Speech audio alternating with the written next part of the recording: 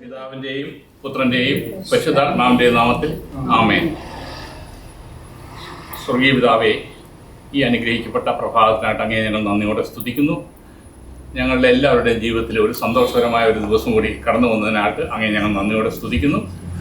പ്രത്യേകാലെ വിവാഹം കഴിക്കാൻ പോകുന്ന ഈ ദമ്പതികളെ അങ്ങയുടെ കരങ്ങളിലേക്ക് ഏൽപ്പിച്ച് പ്രാർത്ഥിക്കുന്നു. അവർ മാതാപിതാക്കളെ ഏൽപ്പിക്കുന്നു, സഹോദരങ്ങളെ അങ്ങയുടെ കരങ്ങളിലേക്ക് ഏൽപ്പിക്കുന്നു. പിതാവിൻ്റെയും പുത്രൻ്റെയും പരിശുദ്ധാത്മാവിൻ്റെയും നാമത്തിൽ ആമേൻ. ബൈബിൾ വെച്ച്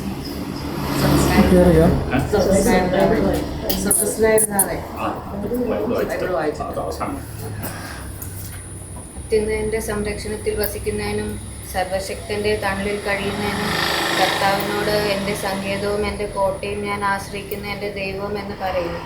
അവിടുന്ന് നിന്നെ വേടൻ്റെ കെണിയിൽ നിന്നും മാരകമായ മഹാമാരിയിൽ നിന്നും രക്ഷിക്കും. തൻ്റെ തൂവലുകൾ കൊണ്ട് അവിടുന്ന് നിന്നെ മറച്ചുകൊള്ളും.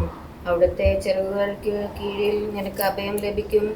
അവിടുത്തെ വിശ്വസ്തത നിനക്ക് കവചയും പരിചയമായിരിക്കും.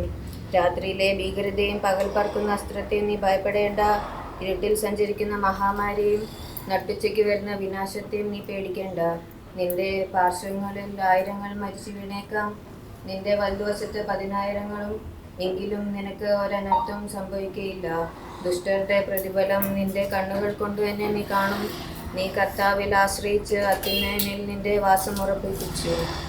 നിനക്ക് ഒരു തിന്മയും സംഭവിക്കുകയില്ല, ഒരനർത്ഥവും നിന്റെ കൂടാരത്തെ സമീപിക്കുകയില്ല. നിന്റെ വഴികളിൽ നിന്നെ കാത്തുപാലിക്കാൻ അവിടുന്ന് തന്നെ നിന്റെ പാദം കല്ലിൽ തട്ടാതിരിക്കാൻ അവർ നിന്നെ കൈകളിൽ വഹിച്ചോളും. സിംഹത്തിൻ്റെയും അണലിയുടെയും മേൽ യുവസിംഹത്തെയും സർപ്പത്തെയും നീ ചവിട്ടി മെതിക്കും.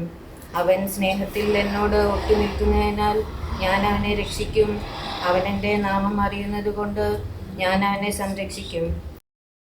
അപേക്ഷിക്കുമ്പോൾ ഞാൻ ഉത്തരമരുളും. അവൻ്റെ കഷ്ടതയിൽ ഞാൻ അവനെ മോചിപ്പിക്കുകയും മോത്തപ്പെടുത്തുകയും ചെയ്യും. ദീർഘായുസ് നൽകി ഞാൻ അവനെ സംതൃപ്തനാക്കും. എൻ്റെ രക്ഷ ഞാൻ അവന് കാണിച്ചു കൊടുക്കും. നിനക്ക് യോഗ്യമാകുന്നു. ബാക്കിയുമോ പിതാവിന്റെയും പുത്രന്റെയും പരിശുദ്ധാത്മാവിന്റെയും നാമത്തിൽ ആമേൻ.